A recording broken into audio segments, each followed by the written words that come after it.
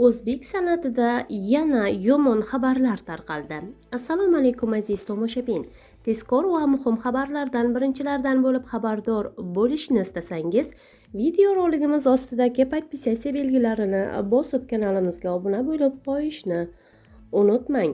O'zbek san'ati va teatrining yetuk vakillaridan biri bo'lgan ustoz san'atkorlardan biri Rizqi Ibrohimova san'atdagi tanazzul, zamonaviy kino va teatrning ma'naviy bo'shlig'i, o'zining hayotiy sinovlari haqida gapirib berdi.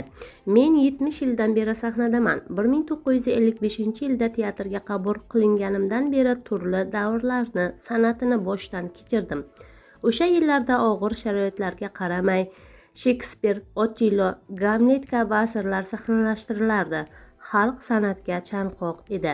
Spektakllarni sevib tomosha qilishar edi. Aktrisa so'zlariga ko'ra, bugungi kundagi ayrim ko'rsatuv va filmlarda ma'naviylik, mazmun va mantiq yetishmayapti. Hozir televideniye va kinoda mantiq degan narsa yo'qolib ketgan. Qahramon kim? Muammo nimada? Yechim qanaqa? Bu savollarga afsuski javob yo'q. Aksincha, ayrim seriallar faqat oilaviy mojarolar, kelin-kuyovlar, qaynona va kelin o'rtasidagi tortishuvlar bilan to'la.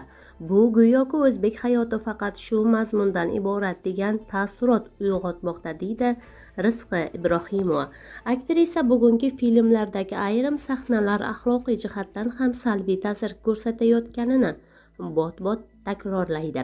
Hozirgi seriallarda ikkita ayolni soch yulishayotgani, yomon so'zlar ishlatayotganini ko'rishingiz mumkin. Axir buni ota-ona, farzand, nabira ko'radi. Shunaqa bo'lishi mumkinmi? Bizni ko'chada ko'rib, nega sizlar bunday narsalarga qarshi chiqmayapsizlar deb savol berishadi. Ammo aytganimiz bilan hech nima o'zgargani yo'q, deydi aktrisa. U san'atda haqiqiy dramatizm, mazmunli ssenariylar, ijobiy va saboq beruvchi obrazlar yetishmayotganini bot-bot takrorlab, xafa ekanligini ta'kidlab o'tgan. Azizlar, kuzatib borishda davom eting. Xayr, salomat bo'ling.